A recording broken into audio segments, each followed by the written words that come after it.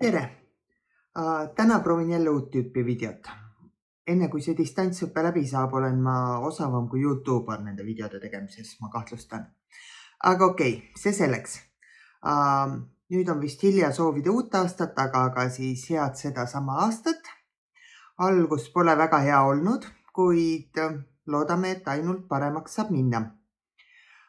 Enne kui ma teile nüüd annan tänase testi kätte, tahaksin ma veidi teemasi lahti rääkida. Et kui nüüd alustame sellest, et võib-olla siis kommunikatsioon ja PR ja ajakirjandus, et mis siis juhtunud on vaheajal. Eks vaheajal on juhtunud palju asju. Et üks asi on kindlasti see, et kui ei seda juhtunud vaheajal, kui te nüüd mõtlete, et millest ma räägin.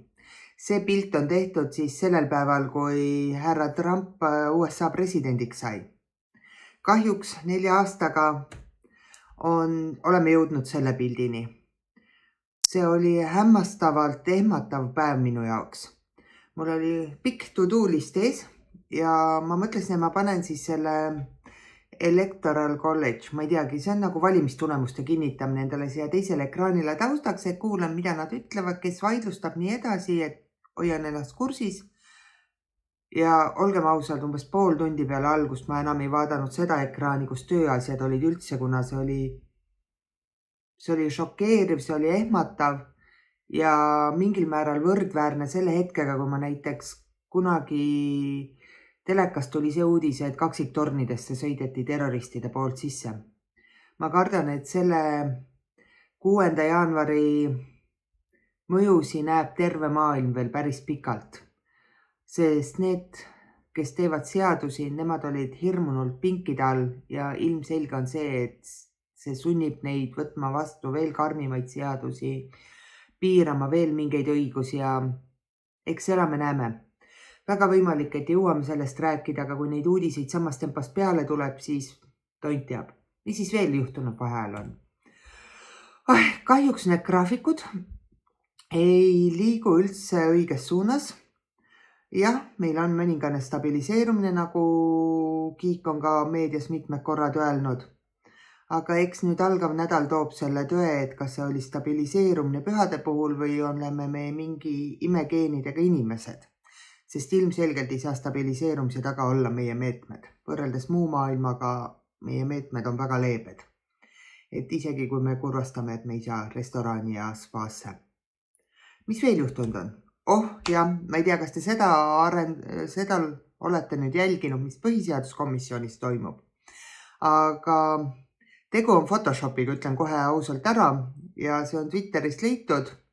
Nägu on juurde photoshopitud, aga lihtsalt kuna meie põhiseaduskomisjoni esimees on viimasel ajal kasutanud väga tihti väljendid revolutsioonilised madrused, siis see väljend on läinud oma elu elama.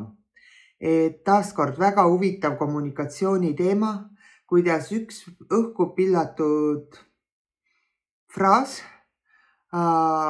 inimesele külge haagib, eks me näeme, kui kauaks see külge jääb ja kui kaugele need revolutsioonilised madrused siis siin silkavad.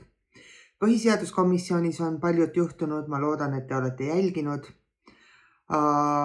Jutt käib ikka sellest rahvahääletusest, et kas abielu peaks olema naise ja mehe vaheline institutsioon. Opositsioon siin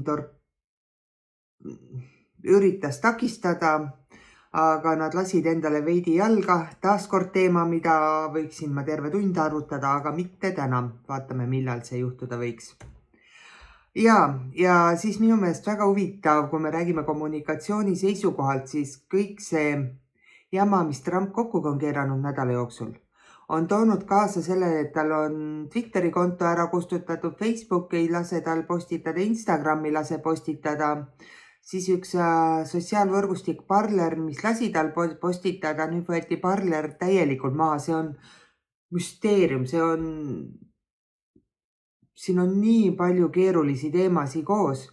Aga mis asja irooniliseks teeb on see, et tüübilt võeti ära Twitteri konto, aga tuumakohver on ikka alles põhimõtteliselt piltlikult öeldes.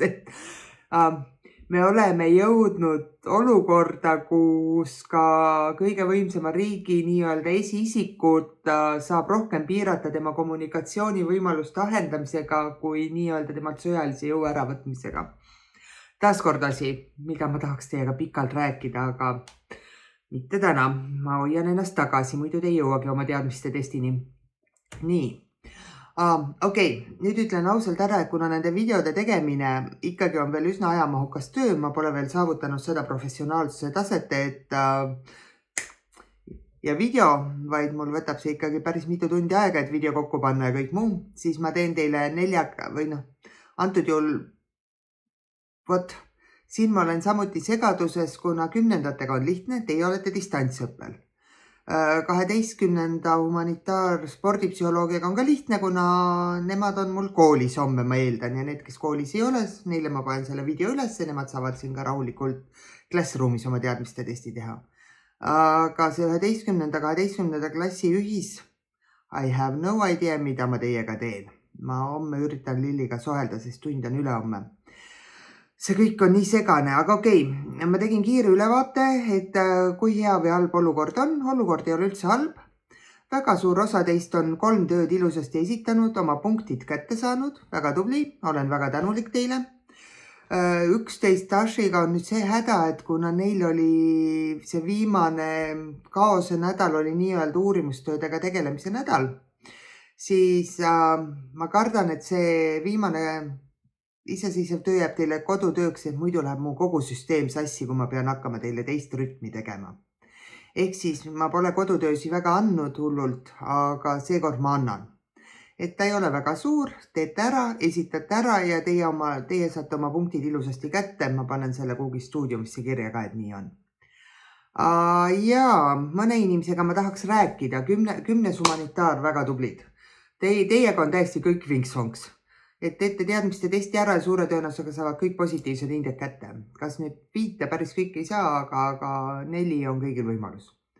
Aga teistes klassides on neid, kellel võib tekkida probleeme. Sellest kohe räägin. Nii, mis siis nüüd saab? No ma ei tea, vitsa saab, eriti need, kes siin on jama mulle kokku keeranud. Aga okei, praegu on see, et olemasolevad punktid pluss teadmiste test ja sellest tuleb kokku hinne. Nii, hindega teeme nii, et kes saab kokku üle 4,5 punkti, saab 5. Ja kes seal saab 4,8, võib-olla ma panen 5 plussi ja vaatan võib-olla 4,4-ga veel venitan isegi 5 miinuse välja. Vaatan, kuidas te töid teete ja kuidas muud. Siis tuleb 4, kui on üle 3,6 võib rohkem. 2,6 ja rohkem on 3. Ja nendega, kellel on 2,5 või vähem, on nii.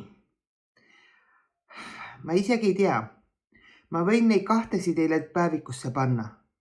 Aga päeva lõpuks teil on neid hindeid vaja. Palun, võtke minuga ühendust ja proovime need olukorrad ära lahendada. Samuti vaadake, ega teil ei ole jäänud mingid märke, nulle ja muud enne. Et kui läbi rääkida, saab igasuguseid asju välja mõelda, kuidas olukorda lahendada. Mõned mõtted sellega seoses.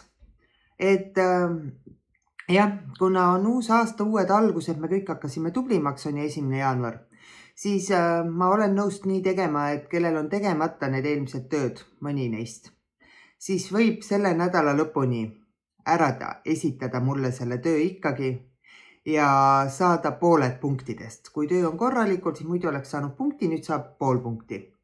Aga pool punkti on parem kui 0 punkti. Nagu seal kevade raamatus, et kui sa tervet rehkendust ei jõua, tee pool.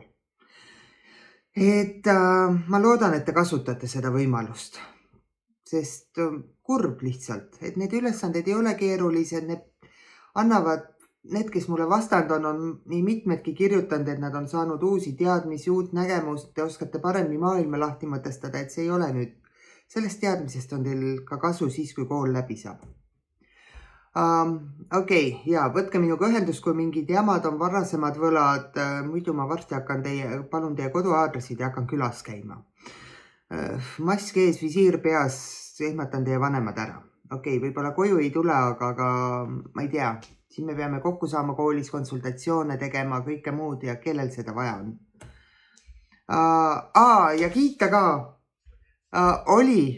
Oli päris mitmeid neid, kes mitte väga palju, aga ütleme ühe käe sõrmede jagu, kes mõne tööga pingutasid väga tugevalt, olid palju rohkem mahukad materjali läbi lugenud või olid nii hästi selle kogu asja esitanud, et ma lihtsalt ei saanud neile ainult punkti panna, see tundus nii ebaõiglane ja siis ma panin neile 2 punkti. Nii et minu meelest on üks inimene, kellel on tegelikult 5 punkti käes ja ma ei tea, kas ta üldse viitsib videot vaadata mitte, siis ma kirjutasin talle, et ta võib täiesti jätta vahele, sest tal ei ole vaja teha. Aga kui ta nüüd vaatab, siis tõsiselt super tubli. Nii, ma olen kirjutanud teile töödele ka tagasiside Google Classroomi, osadele pikemalt, osadele lühemalt. Oleks väga tänulik, kui te läheks ja loeks selle läbi, sest selle kirjutamine on ka jälle võtnud nii mõnegi tunnikese minu päevadest, et hinnake mu tööd ja minge lugege omale tagasiside läbi. Nii, siis ma tegin ühe küsitluse, kõik küll ei vastanud, kuna selle eest ju punkti ei saa, aga väga paljud vastasid. Aitäh! Ja siis ma uurisin, et see esimese nädala video oli see, kus ma lihtsalt kablutasin mööda külaringi. Teise nädala video oli see, kus ma kablutasin mööda külaringi ja siis hiljem panin sinna mõned node'id juurde. Näete, areng on toimunud. Vaadake, kui professionaalne see video juba on. Inimene areneb terve elu ja sureb ikka lollina. Siis päris paljud teist tegelikult jõudsid järeldusele, et pole vahet, et mõlemad on okei, et videotunnid on head. 10. D-klassis oli 2 inimest, kes tahaks meet-tunde ja ma istusin päris pikalt ja mõtlesin, aga ma pean ütlema, et kuna see osakaal on suht väike, kes seda tahab ja mulle endal on siiski lihtsam, kui ma 4 klassile või nüüd teen sarnast formaati, siis ma väga vabandan, aga ma praegu, kui see distantsõppe kestab, plaanin jätkata nende video ja iseseisvate töödega. Sest see meet-tund, kus te istute ja teil on kaamerad kinni ja te niikuinii ei taha minuga rääkida, on minu jaoks palju suurem pingutus emotsionaalselt kui see, et ma valmistan siin materjalid ette, teen video, monteerin kokku, laen YouTube'i, jagan teile. Ajakulu võib see mulle sama olla, aga lihtsalt ma tunnen, et see meet-tund klassidega, kes väga kaasa ei räägi, on kahjuks keeruline. Samas muidugi, kui te tunnete, et mõni teema on selline, millest te kindlasti tahaks arutada ja mõelda ja ma tean, meil on olnud selliseid teemasid klassiruumis. Ma jumala super hea meelega võiksin teiega meetida või zoomida või mis iganes kanalis. Aga jah, ma mõtlen selle peale, ma võtan see arvesse. Ja üks ütles ka muu, aga unustas kommentaari panemata, nii et I have no idea, mis see muu võiks olla. Aga jah, et enamik arvab, et videotunnid on okei. Rõõm kuulda. Nii, mis ma siit järeldused ongi see, et ma võin neid videosid teha, ma ise arenen ka, aga panus teie poolt. Esiteks, palun vaadake need videod siis ikkagi oma koolipäeval ära, tehke ülesanded ära, sest see videode tegemine on ajamahukas töö. Ja kui ma pean teid hiljem taga ajama ja kogu aeg märkima, kellel on töö esitamata, kellel ei ole, minema hiljem üle kontrollima, siis kokkuvõttes mu tööaeg läheb 2-kordseks. Ta niikuinii on üle need töötunnid, aga see läheb 2-kordseks ja siis ma lõpuks võib-olla, siis ma võin selle emotsionaalse väljakutse vastu võtta ja pigem miiti minna. Jah, täpselt. Ja mida rohkem on mul muid asja teha ja koormus, seda vähem aega on mul videode tegemiseks ja seda kehvemad need videod on. Kahjuks nii on elu. Ja demokraatia versus vähemuse soov. Näete, praegu tuli jumala hästi välja jälle see igipõline probleem. Et kas loeb enamuse eelistus või vähemuse eelistus. Et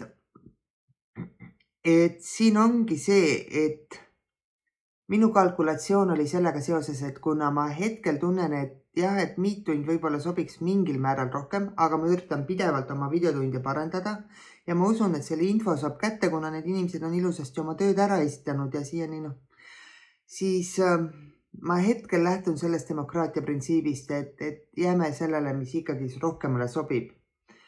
Kui nüüd ei ole täpselt nii, et keegi ei tunne, et see kuidagi tal väga kehvaks teeb temale osalemise, sellisel juhul me peame vähemuste sooviga jääma kaasa. Aga kirjutage, kui te tunnete, et see miittund on hädavajalik. Ja ma võib-olla võin ka teha konsultatsiooni või omavahel, see oleks mulle täiesti okei. Nii, aga enne kui me nüüd teadmiste testi juurde lähme, siis kuna pikk vaheaeg on vahel olnud, siis teeme kiire kordamise ära. Lisaks osad pole ju mõnda tööd teinud ja võib-olla teil on hea meenutada, millest võiks üldse jutt olla. Esimene teema, mis meil oli Mailis Reps ja tema lapsed. Mailis Reps kui Eesti haridusminister, kes kasutas oma töö poolt antud autojuhi teenuseid, et korraldada logistikat ka kodustel teemadel laste viimine. Seal oli nii poolt kui vastuargumente, seal oli see, töötav üksikema, mäletate. Samal ajal on küsimus, et kui see töötav üksikema saab rohkem palka, kui paljud Eesti pered saavad 2 vanemaga peredes, kas siis peaks olema õigustatud mitte. Mund ennast häirib just ka see, et lapsed ei käi kodulähedases koolis, vaid see logistika üldse vajalik on haridusministri jaoks. Ja seal oli palju erinevaid asju veel. Ajakirjanduseetika, et kas fotograaf võib lapsi pildistada ja paljud muud. Osad võtsid tema poolt kaitseks, osad olid vastu, aga igastahes oma ametid ja maha pani. Siis me rääkisime tasulisest ja tasuta kõrgharidusest ja argumentatsioonidest nende poolt. Kas meil peaks olema tasuta kõrgharidus, kas meil peaks olema tasuline kõrgharidus, kas meil peaks olema mingi hübriidvariant. Samuti, et kaardistasime ära, kes need huvigrupid seal on, keda huvitab üldse kõrghariduse teema, et jah, laialt võttes me võime kindlasti öelda, et kõiki huvitab, aga siiski on mingid kindlad huvigrupid, kes seal rohkem olid seotud, et kes seal artiklites sõna võtsid. Ning seal huvigruppides olid ka väga kõneisikud, kes välja tulid. Et kes iga huvigrupi nimel sõna võtsid ja kuna teil päris mitmetes töödes oli ühe huvigrupina paika pandud haridusministeerium, siis haridusministeerium ei ole eraldi huvigrupp. Haridusministeerium on nii-öelda vahendaja, kes peab need erinevad huvigrupid kokku tooma ja leidma siis kõigile mingi oma lahenduse. Sest ministeerium peaks siiski ellu viima nii-öelda rahva tahet, aga kui rahvas üks ütleb tasuta, teine tasuline, mõlemad põhjendavad ära, siis siin tulebki kompromiss leida. Aga nad ei ole eraldi huvigrupp. Kuigi mõnikord ma võin öelda, et tundub, et nad ise ei tea seda, aga okei. Ja siis viimane teema, millest me rääkisime, oligi see kriisikommunikatsioon, et kuidas teid distantsõppele saadeti. Mulle nii meeldisid teie osade kommentaarid, et miks nii segane ja et kõik te saite aru tegelikult, kes seal läbi analüüsisid, et selline ei saa olla kriisikommunikatsioon. Et mulle tõesti meeldis see, et te leidsite artikleid, mida ma ise veel näinud ei olnud, nii ma käisin lugemas. Teil on üks rumal komme artikleid mitte aktiivseks teha tekstis. Et kui te olete lingi pannud, vajutage tühiks, siis on aktiivne, siis ma saan kohe klikkida, kui ma midagi huvitavat näen. Aga jah, et see kriisikommunikatsiooni ajatelg oli ka, et kuidas need sõnumid tulid ja soovitan enne, kui te seda teadmiste testi võib-olla tegema lähete, mõelda ja vaadata need oma ajateljed üle, kuna see võib olla abiks info teile. Mitte, et ma vihjaks, mis küsimustest tuleb. Nii, kui me nüüd Kahoot, seda ma enne ei öelnudki. Ma teen teie teadmiste kontrolli Kahootis. Mulle see Kahoot väga meeldib, mul on seal tasuline konto, nii et mul on seal hea teha, ma ei hakka uut keskkonda otsima teie jaoks, te oskate ka teha. Et ei ole hullu midagi, ma näen, mõni kirtsutab nina. Ma lihtsalt tean, et te kirtsutate, aga okei, 11 küsimust ja 20 000 punkti. Aeg ei loe. Selleks, et ma panin see Kahooti üles nii, et aega ta ei loe teil. Ma tahan õigeid vastuseid, mind ei huvita, kas te ütlete seda mulle 5 sekundiga või 50 minutiga. Kui te tahate vahepeal guugeldada vanu materjale, oma vastuseid läbi vaadata, mis te mulle esitasite, tublid. Idee on õppida, mul on oluline see, et te teadmised selgeks saaks, mitte see, et ma teid väga kehvasse olukorda panen. Teadmiste testi punktide arv tulebki nii, et ma jagan selle 20 000 punkti, mis te Kahootist saata võite 10 000-ga läbi, ehk siis tuleb kas 2 või vähem. Ja siis see on teie punktide arv, mis siis tuleb teie viimasele sinna lisaks nendele teenitud punktidele. Ja te võite täiesti, te võite guugeldada, te võite oma kodutöid kasutada ja nii edasi. Et mõnel küsimusel on mitu õiget vastust ja te peaksite üles leidma need kõik. Need on sealt, tal võib olla 1 kuni 4 õiget vastust. Ja siis on ka hästi oluline, et ma ei tea, kas te seda mitme küsimuse tüüpi on vähem, on ju Kahoodis, aga siis valite kõik ja vajutate submit, muidu ei lähe, on ju vastus ära. Ja hoiatan, kui te jätate, kui ütleme, on neli vastuse varianti ja neist 2 on õiget küsimust, siis kui te ühe õige küsimuse leiate, saate 1000 punkti. Kui te leiate 2 õiget küsimust, saate 2000 punkti. Aga kui te leiate ühe küsimuse ja ühe vale märgite, siis te saate 0 punkti. Või kui te valite 2 õiget ja ühe vale, saate ikka 0 punkti. Selline süsteem on praegu seal Kahoodis. Nii.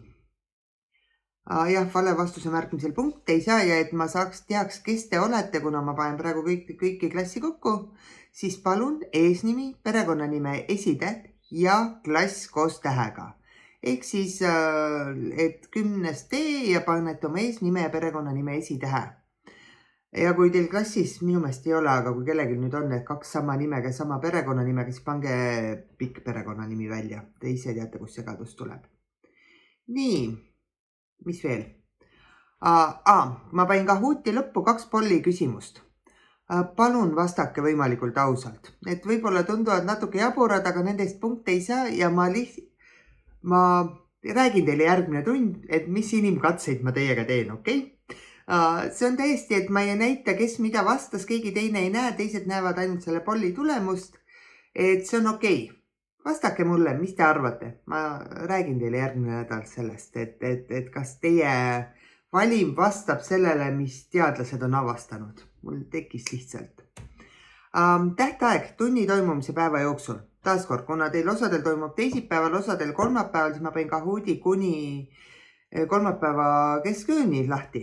Aga ma eeldan, et igaüks vastab ära oma päeval, sest ma hakkan punkte märkima siis ja hiljem ei kontrolli enam. Nii et palun ärge nüüd on. Nii, ja kindlasti, kui te Kahoodi ära teete, märgige see assignment ka tehtuks, sest ma ei saa muidu teile Google Classroomi punkte sisse panna. Ja siis jäävad ka teil need punktide arvu kätte saamata. Ma panen selle teksti sinna. Nii. Ja nüüd kood. Mida te nüüd teete, ongi lähete kahoot.it lehele, avate oma Kahoodi äpi, mis iganes varianti te soovite ja panete sinna sisse numbri 052 588 85. Nii, kordan 052 588 85.